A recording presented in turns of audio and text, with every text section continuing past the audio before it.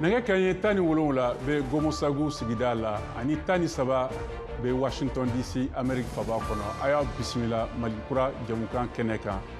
An ka bi kunnafoni kumabaw bɛna tali kɛ ninnu de kan. Malidenw ni ɲɔgɔn cɛ jɛkafɔ baara kuncɛra jumadon mɛ kalo o tile 10 san 2024 Bamako. A kumaɲɔgɔnya kɔmagɛlɛya sɛbɛnw bɛ furancɛ fanga sarati lajan ani ka jamanakuntigi Colonel Assimi Goïta ka cɛbɔya laɲini jamanatigisi kalafiliw nataw la. An bɛna kuma fana ni politiki tɔnw ye, fanga sinama tɔnw ye a ko la ani fana jamanadenw hakilina ni jɛkafɔ kumagɛlɛya sɛbɛnw kan.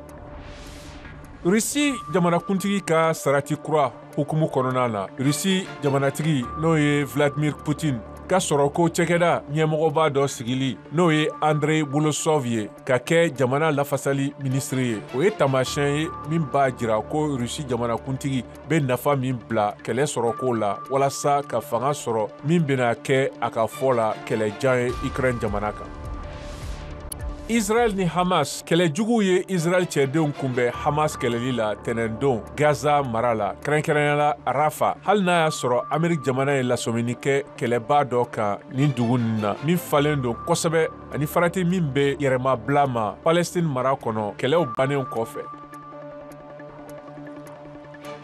Malidenw ni ɲɔgɔn cɛ jɛkafɔ baara kuncɛli ye ladilikan di tɛnɛndon Mali furancɛ fanga sarati ka lajanya ani Colonel Assimi Goïta cɛbɔya laɲini jamanatigisi kalafiliw nata la. O jaabi la Mali duguden tɔnw ani politiki farankankulu minnu banna k'u sen don kumaɲɔgɔnya la olu banna o ladilikanw na k'a jalaki ko namara. N b'a ɲini furancɛ fanga jɛkulu fɛ u ka fɛɛrɛ wajibiyelenw tigɛ walasa ka timinandiya kɛ ninnu hakilinaw ninnu na. Colonel Assimi Goïta y'o fɔ ni jamanadenw ni ɲɔgɔn cɛ jɛkafɔ nin kuncɛ tuma na. Malidenw ni ɲɔgɔn cɛ halisa jɛkafɔ labana ni ladilikan caman ye minnu tun bɛ tali kɛ furancɛ fanga kuntalajan kan ani Colonel Assimi Goïta ka cɛbɔya kan. VOA Banbara lasigiden Bamako Mohamed Daɲogo ale ye kumaɲɔgɔnya kɛ ni jamanadenw dɔ an ka jɛku lamɛn. Ni lajɛrɛ belebele n'ale tɔgɔ ko dialogue intermalien n'ale kun cɛra juma tɛmɛnen n'a baaraw kɔn tun daminɛna kabiri avril kalo o kɔnɔna la i ka dɔn laɲini belebele dɔw kɛra a dɔ ye mun ye o de ye ka fɔ ko colonel 5 fo ka taa Ablaye Mayiga kɔni fara olu kan ko k'u ka jala ko k'a bɔ coloneliya la ko k'u kɛ généraux ye o tɛmɛnen kɔ ka bɔ yen sa ko ni kalafili nataw bɛ kɛ ko Assimi Goïta ko k'ale kɛ cɛbɔ ye o ye laɲini kunbaba dɔ ye wa laɲini dɔ o de ye mun ye o de ye cɛmancɛ fanga yɛrɛ o kuntagala ko k'o kɛ san 2 ani san 5 o ni ɲɔgɔn cɛ o kɛra laɲini dɔw ye minnu kɔni tora mɔgɔw hakili la kosɛbɛ. Kadijatu Samakɛ n'a ye maliden ale hakilinata ni maliyɛnw ko mun ko kɛ donc hali dɔ fara du ka dɛlɛ kan donc komu bɛ sira ɲuman kan ka d'an ye.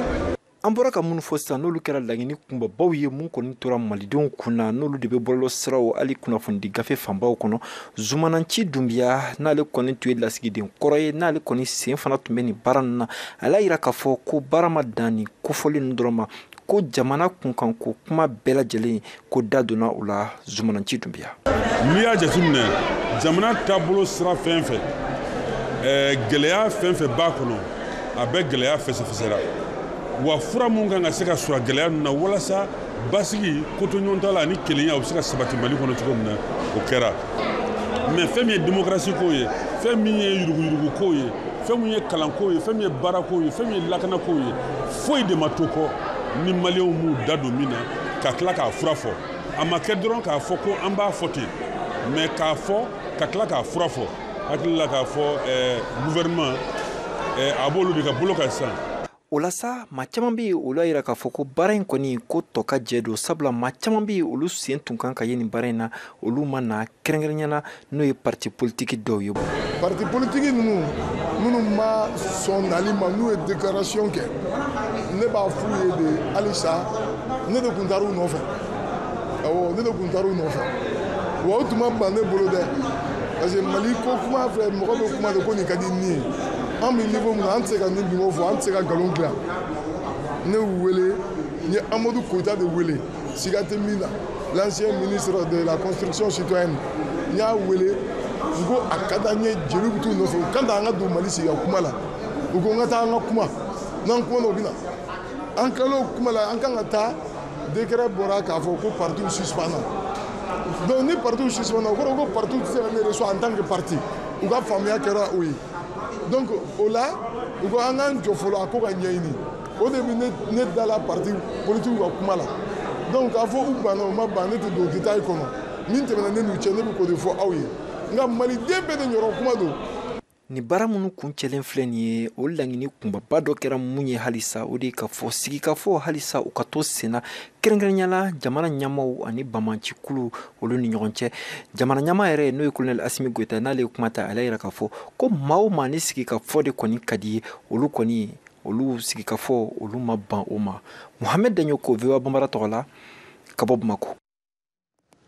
Jamanadenw ni ɲɔgɔn cɛ jɛkafɔ n'o dabɔra mɛn kalo la o tile 10 na san 2024 olu ka ladilikan kɔfɛ Mali politiki tɔn ni duguden tɔnkulu dɔ minnu tun ma sɔn k'u sen don a kumaɲɔgɔnya la olu ma sɔn ni sigikafɔ kuncɛlenw na k'a taabolo ni jalakiko namara. VOA Bambara kunnafondila Washington Modibo Dambele ni yɛlɛma politiki tɔn ani Mali jamana fanga ɲɛmɔgɔkɔrɔ Musa Mara ka jaabi sɔrɔ. A fana ye a bolonɔ bila o laseli kelen na. Ko ka jamana basigi ka jelibɔn ban jamana kɔnɔ ka kɛlɛ ban jamana kɔnɔdenw k'u bolo di ɲɔgɔn ma. I tɛ se k'o baara kɛ cogoya si n'o y'a sɔrɔ marifa bɛ maa minnu bolo n'i ma olu wele n'olu ka kuma. O dun ma ye kɛnɛ kan. O de la mɔgɔ minnu wulila ka na kuma olu yɛrɛ tilala k'a fɔ fɛnɛ ko an b'a ɲini jamana ɲɛmaaw fɛ marifa bɛ minnu bolo a y'u wele aw n'u ka sigikafɔ kɛ. Baara in tun kan ka kɛ ni o de ye mais a dabɔra min kama an ka ja o la halisa. Laɲini ninnu na baranako do a fɔra ko dɔ ka fara furancɛ fanga kan ani mun ye furancɛ fanga ɲɛmɔgɔ ye ko ale fana ka kɛ cɛbɔ ye ani lahala tɔ minnu kɛra la e hakilila ye mun de olu koɲaw la. Baranako don komi baranako tɛ baranako don mun na a fɔra ko jamana ka basigi bɛn ka na ani camancɛ fanga dɔ ka fara kan ani camancɛ fanga ɲɛmaaw ka kɛ ɲɛmaa ye camancɛ fanga kɔfɛ o yɔrɔ ye baranako ye mais baranako fana tɛ bawo depuis a daminɛ la a fɔra k'a fɔ ko fiɲɛ kumabaw bɛ baara in ɲɛnabɔ cogo la donc fo fiɲɛ ninnu ka yɛlɛma sinon baara in tɛna kɛ baara nafama ye mais ɲɛmaaw ma sɔn o ma donc o kɔrɔ ye min ye peut-être hakili wɛrɛ tun bɛ ɲɛmaaw la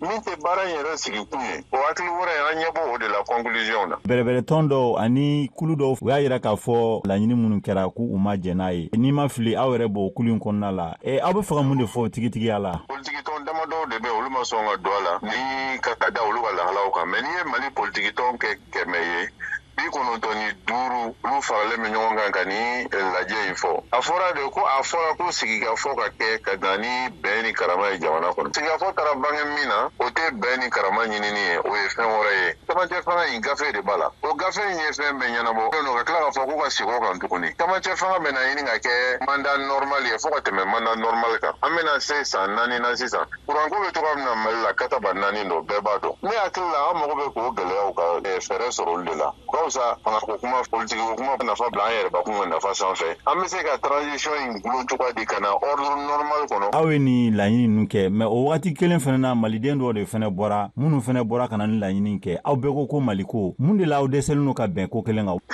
N'i bɛ fɛ maaw ka bɛn yɛrɛ fɔlɔ i tɛ maaw bɔ ɲɔgɔn na maaw de b'a baara la minnu bɛ maaw bɔ ɲɔgɔn na dɔw ye fasoden ɲuman ye dɔw tɛ fasoden ɲuman ye ani dɔw bɛ baara kɛ ani dɔw tɛ baara kɛ depuis Mali nana démocratie tilela nin y'a siɲɛ fɔlɔ de fanga bɛ parti gulo kɔni ça veut dire que i ko de ko i tɛ fɛ ni parti ka jɛ. An ye fasoden dɔw fana ɲininka minnu ka d'a kan u ye mara kɛli min kɛ ni san laban minnu fana kɔnɔna la caman bɛ jigin partiw la e bɛ jaabili jumɛn di o kumakan suguya ninnu na. Maa minnu ye mara kɛ ka tɛmɛ ni maaw ye ko kɛ ko min man ka kɛ sariya bonda bɛ yen ni maa min ye jamana wari bunaki i ka se sariya la o de ye baara kɛcogo ye maintenant ni maaw fana bɛ yen k'a fɔ ko an tɛ nin fɛ ka kɛ jamana ɲɛmaa ye an tɛ nin fɛ ka kɛ nin ɲɛmaa ye an ka to kalata ka kɛ kalata kɔnɔna la maaw tɛ maa min fɛ u b'u ban o la u bɛ maa min fɛ u b'u bolo ɲɛsin o ma an k'a to justice ma fan kelen fɛ ani élection ma fan filanan fɛ pour que ka sugandili kɛ ka maaw bɔ ɲɔgɔn na mais k'a fɔ de karisa ye ko karisaw bɛɛ faralen ɲɔgɔn kan a si tɛ maa ɲɛnama ye an tɛ fɛ k'u ye o tɛ se ka jamana jɔ cogoya si la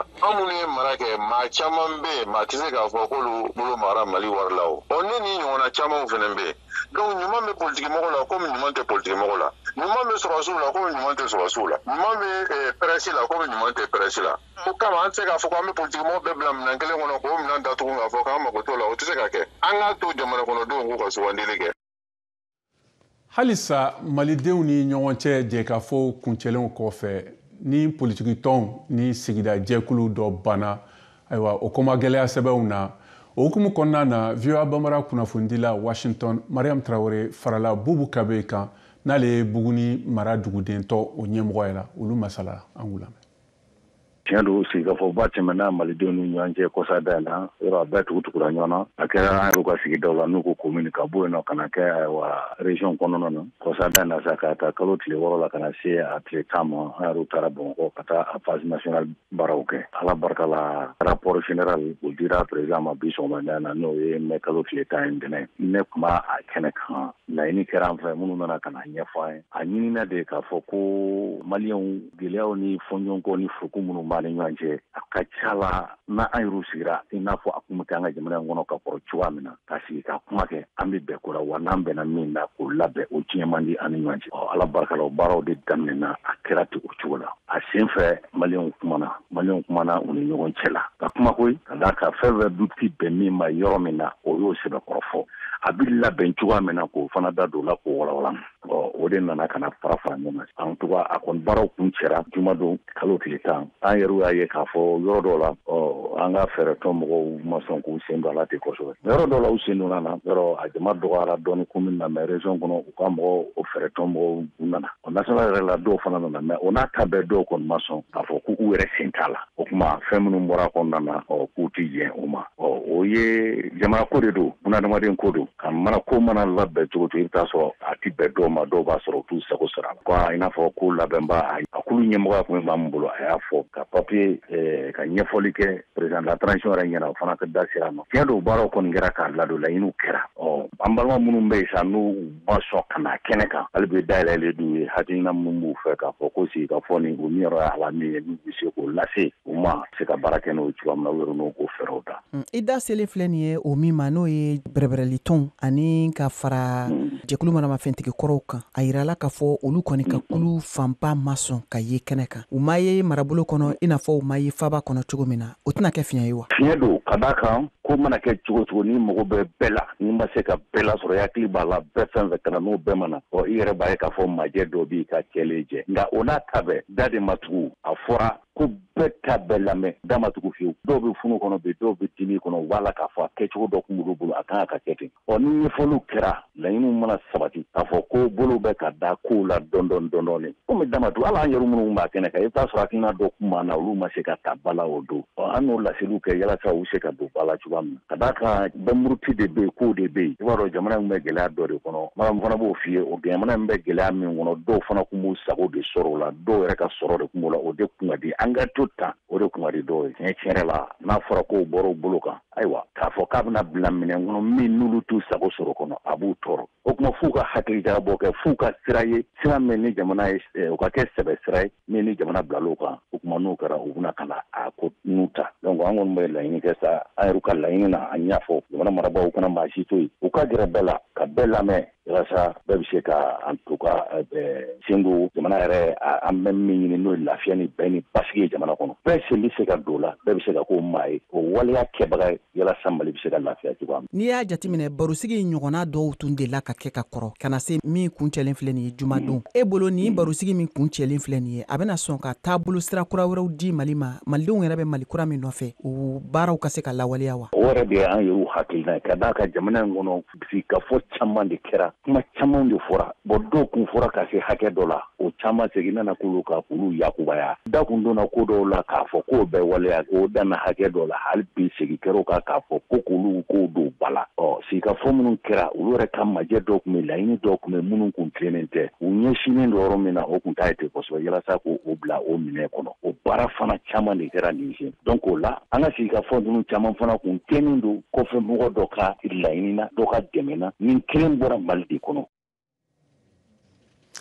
A ye to sɔgɔlen Mali kura kɛnɛ kan an bɛna an tulo kɛrɛbɔ ni laseliw ye ka sɔrɔ ka na an ka don kibaruyaw tɔw lase aw ma.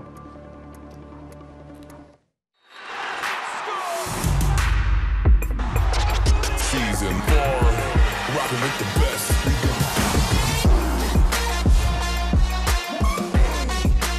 Rocking with the best.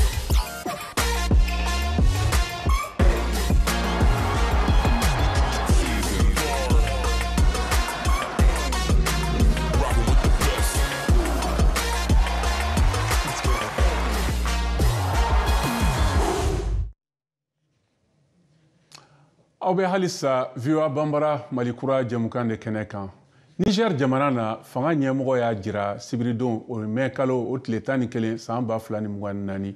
kunnafonidi baro dɔ senfɛ ɲamɛ ko Benin ye bɛnkan minnu bɛ kɛ a ka taji kɛnɛ n'o ye pétrole brut o bɔli kan olu tiɲɛni ko la. Lamine Zein Ali Mahaman min fana ye Niger sɔrɔ ko ministre ye Benin jalaki ko a bɛ jatigɛwalekɛlaw sigiyɔrɔ mara. VOA Banbara lasigiden ka bɔ ɲamɛ Alpha K ale b'a kunnafoni lakale. Niger ka taji jagoyalen do ka boli Beninkaw de ka dugu jukɔrɔ walasa a ka se ka faragɛ jamanaw lasɔrɔ. O yɔrɔ in ja Benin fana y'i sigi ka Niger makɔnɔ. O de y'a to tile fila in na Patrice Talon fana ye o taji in bali ka tɛmɛ a ka jamana fɛ. Benin jamana ɲɛmaa ye fɛsɛfɛsɛliw kɛ u ka jabaranisoba ORTB sanfɛ mɛkalo tile 8 tɛmɛnen. An k'a lamɛn. Si vous voulez que charger votre pétrole. Ni aw bɛ fɛ ka aw ka tajiw latɛmɛ an ka siraw fɛ an ka kɔgɔjida la. O kuma na aw kan ka dɔn ko Benin tɛ aw jugu ye. An y'o de fɔ wa k'a tɛ se ka kɛ n'a fɔ aw bɛ k'a kɛ nin cogoya min na. A kan ka kɛ sariyaw de kɔnɔ. N'o tɛ a tɛ n'a fɔ anw y'an ban Niger bolo. Hali sini ni Niger marabagaw sɔnna ka baara kɛ sariya kɔnɔ ni anw ye bateau bɛɛ bɛ se ka na taji ta. Baasi foyi tɛ anw fan fɛ nka a tɛ se ka kɛ nin cogoya in na fadenya la nafa tɛ min na. Mais pas dans un environnement d'informel et d'adversité qui ne se justifie point. Mahaman Lamine Zein fana bɔra ka kuma sibiri tɛmɛlen mɛkalo tile 11 ni ka Patrice Talon jaabi. A ko dalilu fosi tɛ Benin bolo min b'a to u bɛ Niger taji bali ka ta wa ko nin gɛlɛya in ɲɛnabɔlibaga ye Chinois de ye olu min bɛ ka taji in labaara. Notre devoir c'est de protéger. A wajuyalen do anw kan ka an ni Chinois ka baaraɲɔgɔnya lakana. An tɛ fɛ nɔgɔ fosi ka don ani u ka baaraɲɔgɔnya la wa ne bolo nin ko in na a jɛlen do k'a fɔ ko Chinois ani Beninkaw de kan ka a ɲɛnabɔ ni ɲɔgɔn cɛ. Cette question soit très rapidement résolue. Niger marabagajikulu ka fɔra ko n'i y'a ye olu ye u ka dancɛ datugulen to ni Benin ye ka sababu kɛ dalilu de b'u bolo min b'a yira ko Benin de bɛ janfan dɔw kɔfɛ k'a ɲɛsin Niger jamana ma. Lamine Zein ye sɛbɛn dɔ yanga k'a yira kunnafonidilaw la. Benin balo feereliko Niger kɔnɔ fana ye mankan dɔ ye jamana fila in ni ɲɔgɔn cɛ. Niger minisiri ɲɛmaa ko olu ma yamaruya di min b'a to Benin balo bɛna feere Niger kɔnɔ k'o bɛɛ ye yuruguyurugu sira ye. D'abord, le Niger n'a jamais demandé que. N bɛ fɛ k'a fɔ fɔlɔ ko anw ma deli k'a fɔ hali suɲɛ kelen ko Beninkaw ka balo kana anw fɛ yan. A bɛɛ donna yuruguyurugu sira de fɛ. Kabini anw sigira fanga la an ka baara kɛra min ye o ye ka se ka yuruguyurugu kɛlɛ. Nka ni Benin jagokɛlaw y'a kanu k'u bɛ don ni nin balo ninnu ye sira dɔgɛrɛw fɛ anw y'o to yen ka don sabula an ka jamanadenw bɛɛ ye kelen ye nka a kana na fɔ ko Nigerikaw gulonnen do Beninkaw ka balo la. Et le Niger n'est strictement pas dépendant de ces importations. Walasa furukufuruku ka tɛmɛ jamana fila in ni ɲɔgɔn cɛ ɲɛmaw bɛ y'u fɛla fɔ. Alpha K VOA Banbara tɔgɔ la. Chad jamana na Success Masra n'o kɛra filanan ye jamanatigi kalafili la o y'a jira karidenw na ko a ye ɲinini kɛ sariya sunba la walasa kalata ka ɲɛma tiɲɛ. O hukumu kɔnɔna na VOA Banbara kunnafonidila Mariam Traoré ale b'a kunnafoni ɲɛfɔ an ɲɛna an ka lamɛn. Success Masra bɔra k'a ka nisɔgoya yira ka kɛɲɛ ni a ka tɔnden mɔgɔ caman ba olu minɛli ye. A ye fanga jalaki k'a fɔ k'u ye kalata gafe camanw de bayɛlɛma walasa ko ka se ka kan caman sɔrɔ. A ko ka kɛɲɛ ni an ka sɔrɔnadonikɛlaw ka dɛmɛ ye an bɛna ɲangili kiri bila bi sɛgɛsɛgɛli bolo ma ka taa jamana ka sariya sunba conseil constitutionnel yɔrɔ u ka se ka fɛsɛfɛsɛli kɛ ka tiɲɛ dɔn kalata yɛrɛ kun kan. Masra a ye nin fɔ min kɛra a ka kunnafonidi dɔ senfɛ Facebook bɔlɔlɔ sanfɛ. Anw ka laɲini bɛ min kan o de ye k'a fɔ ko ka kalata jaabi ninnu bɛɛ lajɛlen bɔ a ma. Sitak Yomba Tina ni ale ye jamanatigi dankankɔrɔ Success Masra ka bɛrɛbɛrɛli tɔn ye min bɛ wele ko transformateur de Masra o ɲɛma dankan ye. A ye nin kunnafoni lase AFP ka kunnafoni di siraw kan. A ko an y'an bolo da sɛgɛsɛgɛli minnu kisɛ kan bɛɛ lajɛlen b'an bolo clé USB kan. An bɛna min bila ka taa conseil constitutionnel la. Ni seereya sɛgɛsɛgɛli minnu b'an bolo ja dɔw b'a la min bɛ tali kɛ kalata yɛrɛ suyɛli n'a yɛlɛmacogo kan ka fara bagabagalikan dɔw kan ani fɛnɛ ka fara an ka kalata gafew kan minnu bɛɛ lajɛlen taara finitigiw fɛ ka taa fɛsɛfɛsɛ yɔrɔ wɛrɛ. Yomba Tina ye ni kunnafoniw lase. Kalata kolodilan ɲɛmɔgɔ n'o ye autorité électorale ye laseliw kɛ ka taa jamana finitigiw yɔrɔ kɛrɛnkɛrɛnnenya la Général Mahama Idriss Déby Itno k'a fɔ k'ale de ye sebagaya sɔrɔ ni jamanatigi sigi kalata la. kɛmɛduya ni 61 ni tɔrɔmɔɲɔ 3 ye a fadenkɛ n'o ye success masra ye ta kɛra kɛmɛduya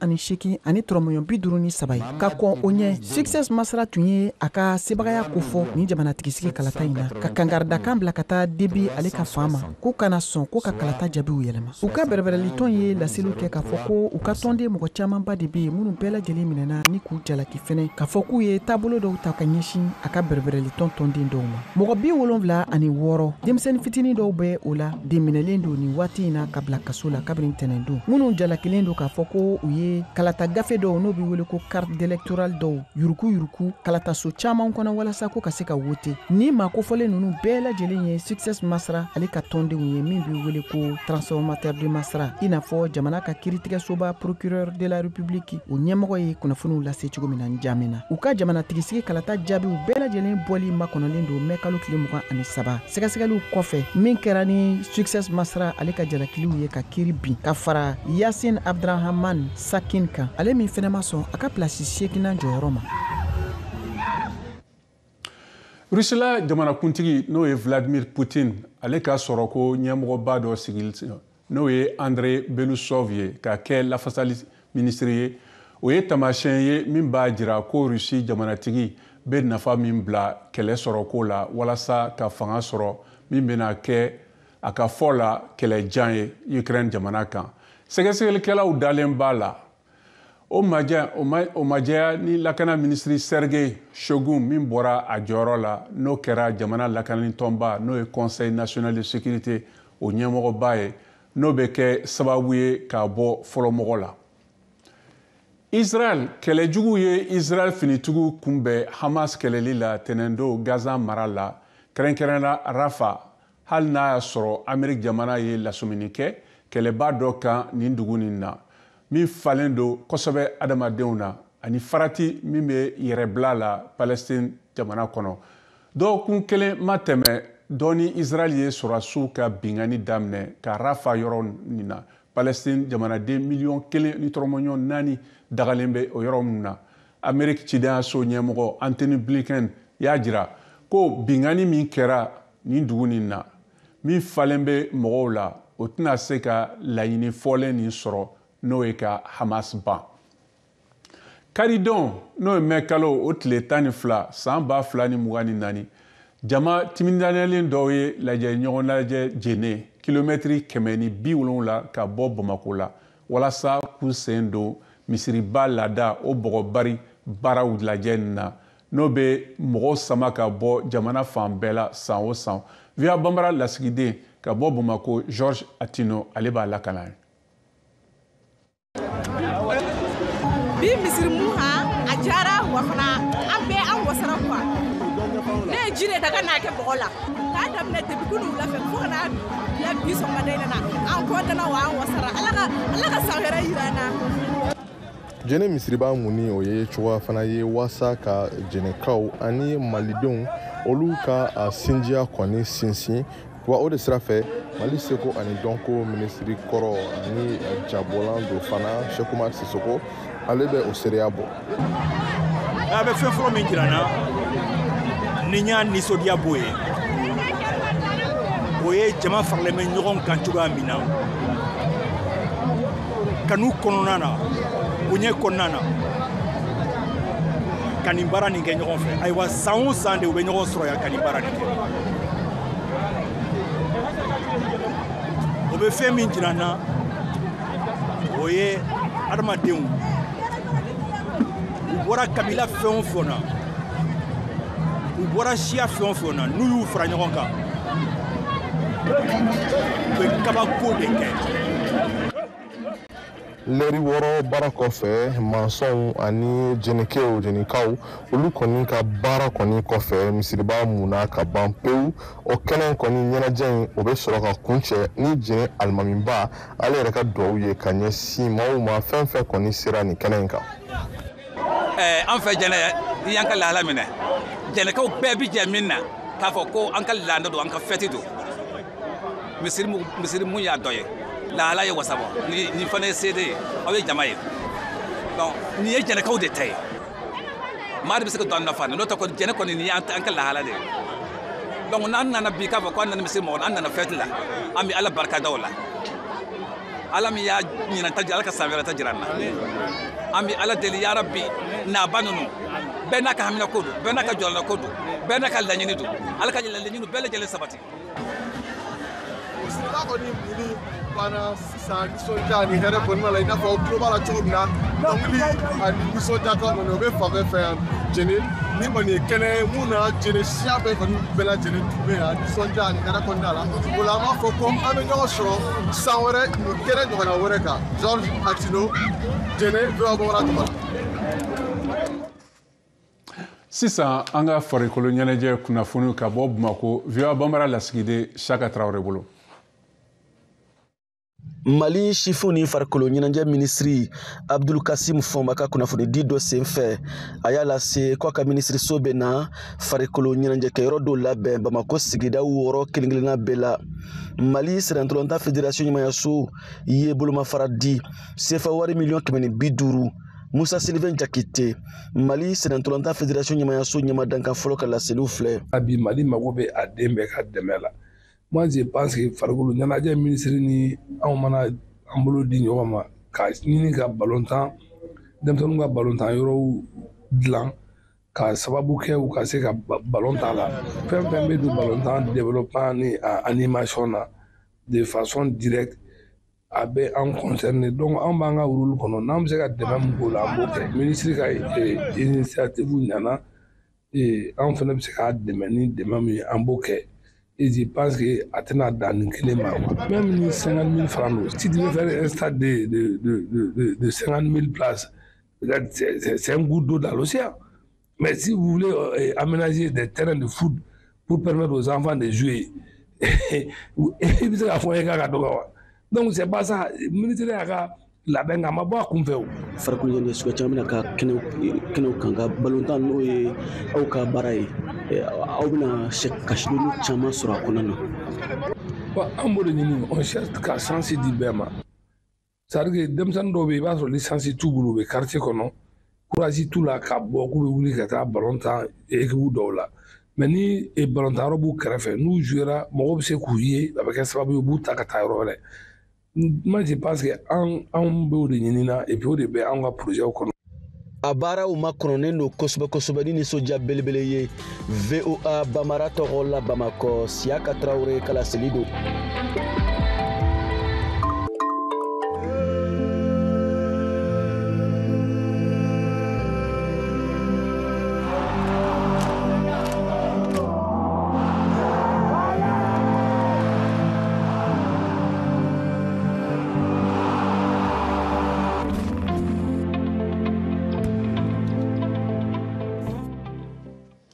Ayiwa waati ye nin bɛna dan sigi an ka bi kunnafoni na a bɛ se k'an sɔrɔ bɔlɔlɔsira kan www.voabambara.com walima fiɲɛ sira fɛ n'o ye YouTube, Facebook, Instagram kan aw k'an bɛn waati wɛrɛw la.